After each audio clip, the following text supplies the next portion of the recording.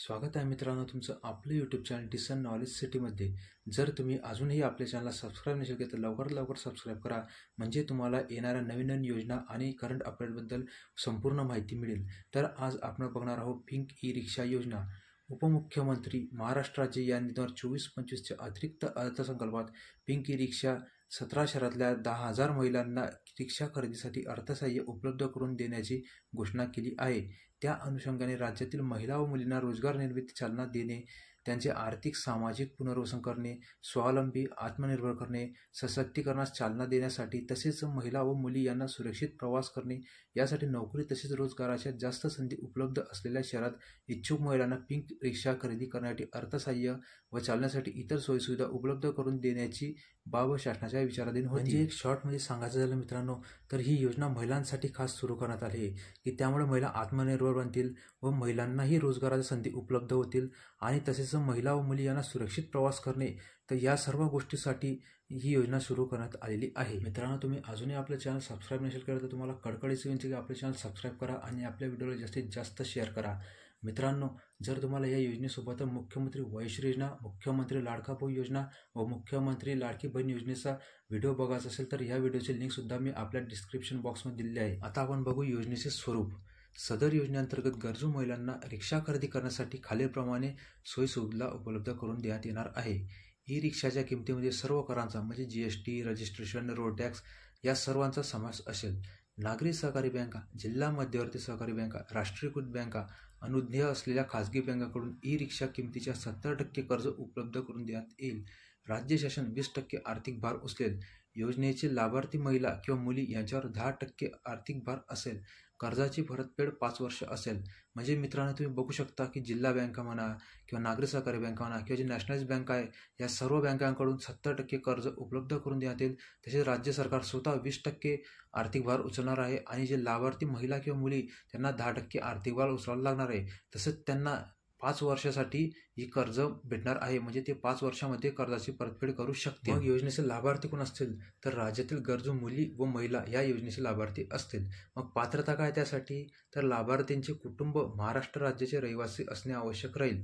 अर्जदाराचे वय म्हणजे महिलेचे किंवा मुलीचे वय 18 ते 35 वर्ष दरम्यान असणे अनिवार्य आहे। सदर योजनेअंतर्गत लाभ घेण्यासाठी अर्ज करणाऱ्या लाभार्थ्यांचे बँक खाते असणे आवश्यक आहे। लाभार्थी कुटुंबाचे वार्षिक उत्पन्न रक्कम 3 लाखापेक्षा जास्त नसावे। लाभार्थ्यांकडे वाहन चालक परवाना असणे आवश्यक राहील। विधवा, कायद्याने घटस्फोटित, राज्यगृहामध्ये इच्छुक प्रवेशित, अनाथ प्रमाणपत्र प्राप्त युक्ती, अनुरक्षणगृह, बालगृहातील आजी माजी प्रवेशित यांना प्राधान्य देण्यात येईल। तसेच दारिद्र्य रेषेखालील महिलांना सुद्धा प्राधान्य देण्यात येईल। म्हणजे तुम्ही बघू शकता की ह्या ठिकाणी वय किती आहे, तर 18 ते 35 वर्ष आणि ते महाराष्ट्राचे म्हणजे त्यांच्याकडे महाराष्ट्र डोमिसाइल असणं आवश्यक आहे आणि त्यांचं जे वार्षिक उत्पन्न पूर्ण फॅमिलीचे मिळून ते 3 लाखाच्या वर असणार नाही। हे सर्व आपल्याला या ठिकाणी मित्रांनो या गोष्टीचं काळजी घ्यावं लागेल, म्हणजे आपण या गोष्टीवर आपल्याला फोकस करावा लागेल। जे या योजनेमध्ये बसतील त्यांना हे सर्व पात्रता आवश्यक आहे। लाभार्थ्यांना कोणती कागदपत्रे लागतील, तर योजनेच्या लाभासाठी ऑनलाईन अर्ज करावा लागेल। लाभार्थ्यांचं आधार कार्ड व पॅन कार्ड लागेल। महाराष्ट्र राज्याचं अधिवास प्रमाणपत्र लागेल। कुटुंब प्रमुखांचा उत्पन्नाचा दाखला लागेल। बँक खाते पासबुक लागेल। पासपोर्ट आकारचा फोटो लागेल। मतदार ओळखपत्र लागेल। मतदार ओळखपत्र का बरं, तर 18 वर्ष पूर्ण झाल्यानंतर मतदार यादीत नाव असल्याचा दाखला म्हणून। रेशन कार्ड लागेल। चालक परवाना लागेल। सदर रिक्षा ही लाभार्थी महिला चालवणार असल्याचं हमीपत्र लागेल। सदर योजनेच्या अटी शर्तीचे पालन करण्याबाबतचं हमीपत्र लागेल। म्हणजेच मित्रांनो, तुम्ही बघू शकता की तुम्हाला ड्रायव्हिंग लायसन्स कंपल्सरी आहे, आधार कार्ड पॅन कार्ड कंपल्सरी आहे, बँक पासबुक लागेल, तुमचं जे वार्षिक उत्पन्न 3 लाखाच्या आत असायला पाहिजे। तुम्ही बघू शकता मित्रांनो, तुमचं वयही 18 वर्ष कंप्लीट पाहिजे तरच तुम्हाला ड्रायव्हिंग लायसन्स मिळेल। तर ही सर्व कागदपत्रे तुमच्यासाठी आवश्यक आहे मित्रांनो।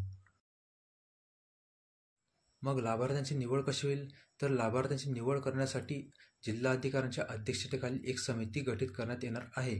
त्याच्यामध्ये इतर सदस्य कोण असतील, तर परिवहन विभाग अधिकारी, उद्योग ऊर्जा व कामगार विभाग अधिकारी, महिला आर्थिक विकास महामंडळ जिल्हा समन्वयक, नागरी बाल विकास प्रकल्प अधिकारी, संबंधित जिल्हा महिला बाल विकास अधिकारी।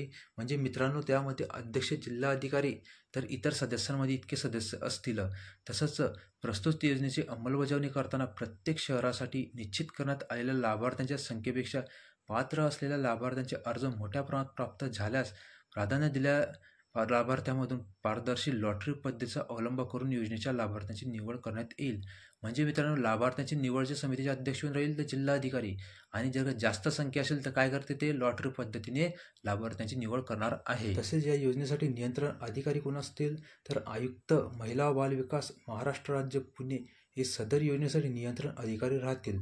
सदर योजनेची जाहिरात राज्यातील वर्तमानपत्रात प्रसिद्ध करून इच्छुक लाभार्थ्यांकडून विहित नमुन्यात अर्ज मागवण्यात आवश्यकता ती कारवाई आयुक्त, महिला व बालविकास, महाराष्ट्र राज्य पुणे यांनी करावी. आणि मित्रांनो, या ई रिक्षाचं जे आहे त्याचा एक प्रकारे आपण बजेट बघू की या ई रिक्षाची प्राईस किती राहील तर जास्तीत जास्त 4 लाख रुपये. ज्या मोटरची कपॅसिटी किती राहील तर 10 HP म्हणजे हॉर्स पॉवर. मायलेज किती राहील तिचा तर 110 किलोमीटरचा. आणि सीटर किती राहील 3+1 म्हणजे या ई रिक्षामध्ये एक ड्रायव्हर राहील आणि 3 सीटर असतील म्हणजेच प्रवासी असतील. अशी या पिंक ई रिक्षाचं स्पेसिफिकेशन सुद्धा आपण या ठिकाणी बघितलेलं आहे. मग मित्रांनो, पिंक ई रिक्षा खरेदीची कार्यप्रणाली कशी असणार आहेत तर शासनाच्या प्रचलित धोरणाला अनुसरून विविध कार्यपद्धतीचा वापर करून एजन्सी किंवा कंपनीची निवड आयुक्त, महिला व बालविकास, महाराष्ट्र राज्य पुणे यांच्या मार्फत शासनाच्या मान्यतेने करण्यात येईल. म्हणजेच या कंपनीची निवड कोण करेल तर जे आयुक्त आहे, महिला व बालविकास, महाराष्ट्र राज्य पुणे यांच्या मार्फत या कंपनीची निवड होणार आहे. निवड झालेल्या एजन्सी किंवा कंपनीमार्फत योजनेतील नमूद शहरातील पात्र लाभार्थ्यांना ई रिक्षा पुरवल्या जातील. मग या योजनेची कार्यपद्धती कशी आहे तर ज्या इच्छुक महिला आहे या पिंक ई रिक्षासाठी जिल्हा महिला व बाल विकास अधिकारी यांच्या कार्यालयाला अर्ज करतील. प्राप्त अर्जाची अंतिम छाननी करण्याची जबाबदारी जिल्हाधिकारी यांच्या अध्यक्षतेखालील समितीची राहील. जी आपण अगोदर जी समिती बघितली ती समिती लाभार्थी महिलांची निवड करणार आहे. पात्र अर्जदारांना रिक्षा खरेदी करण्यासाठी शासनाने निश्चित केलेल्या कर्ज देणाऱ्या बँकांची व वाहन पुरवठा करणाऱ्या एजन्सीची माहिती देण्यात येईल. मग मित्रांनो, पूर्वी सांगितल्याप्रमाणे 70% रक्कम बँका देतील, 20% रक्कम राज्य सरकार देईल आणि 10% रक्कम संबंधित लाभार्थी महिला पुरवणार आहे. पुढे असं सांगण्यात आलं आहे की रिक्षा खरेदीची संपूर्ण किंमत संबंधित वाहन एजन्सीकडे जमा केल्यानंतर वाहन अर्जदाराला उपलब्ध करून देण्यात येईल. पिंक रिक्षा लाभार्थी महिलेकडूनच चालवली जात आहे याबाबतची तपासणी करण्याची जबाबदारी वाहतूक नियंत्रक, पोलीस विभाग आणि परिवहन विभागाची राहील. तसेच सदर पिंक रिक्षा पुरुष चालित असताना आढळून आल्यास संबंधितांवर कारवाई करण्यात येईल. लाभार्थी महिलेला पिंक रिक्षा मिळाल्यानंतर सदर रिक्षा महिलेचे चालवून अर्थार्जन करणे व स्वावलंबी होणे अपेक्षित आहे. सदर योजनेची अंमलबजावणी नियमानुसार होती किंवा नाही हे तपासण्याची जबाबदारी संबंधित जिल्हा महिला व बालविकास अधिकारी या कार्यालयाची राहील. तसेच या योजनेच्या लाभार्थी महिलेने ई रिक्षा घेऊन न चालवणे, तसेच कर्जाची रक्कम परतफेड न करणे अशा प्रकारच्या बाबी निदर्शनास आल्यास संबंधित जिल्ह्याच्या जिल्हा महिला बालविकास अधिकारी सदर लाभार्थी महिलेच्या अडीअडचणी लक्षात घेऊन त्यांचे समुपदेशन करून समस्याचं निराकरण करतील. तदनंतर अशा प्रकारच्या समस्या कायम राहिल्यास जिल्हा महिला बालविकास अधिकारी यांच्याकडून बँकेशी चर्चा करून नियमानुसार आवश्यक ती कारवाई करण्यात येईल. मग मित्रांनो, या योजनेच्या अटी व शर्ती काय आहेत तर सदर योजनेअंतर्गत लाभार्थी महिलेला एकदाच लाभ घेता येईल. सदर लाभार्थी महिलेने शासनाच्या इतर विभागामार्फत राबवण्यात येणाऱ्या ई रिक्षा योजनेचा लाभ घेतला नसावा. सदर लाभार्थी महिला कर्जबाजारी नसावी. कर्जफेडीची संपूर्ण जबाबदारी लाभार्थी महिलेची राहील. म्हणजे मित्रांनो, जी महिला या योजनेचा लाभ घेणार आहे तिला स्वतःला कर्ज फेडावं लागणार आहे, किती तर 5 वर्षाचा आत, आणि तिला या योजनेचा फक्त एकदाच लाभ मिळणार आहे. मग मित्रांनो, आता आपण बघूया 17 शहरं जे निवडले आहेत ते 17 शहर आणि त्यातील लाभार्थ्यांची संख्या. मुंबई उपनगरमध्ये 1400 लाभार्थी, ठाण्यात 1000, पुण्याला 1400, नाशिकला 700, नागपूरला 1400, कल्याणला 400, अहमदनगरला 400, नवी मुंबईला 500, पिंपरीला 300, अमरावतीमध्ये 300, चिंचवडमध्ये 300, पनवेलमध्ये 300, छत्रपती संभाजीनगरमध्ये 400, डोंबिवलीला 400, वसई विरारमध्ये 400, कोल्हापूरला 200, सोलापूरला 200 असं टोटल 17 शहरांमध्ये 10,000 महिला लाभार्थ्याची निवड करण्यात येणार आहे.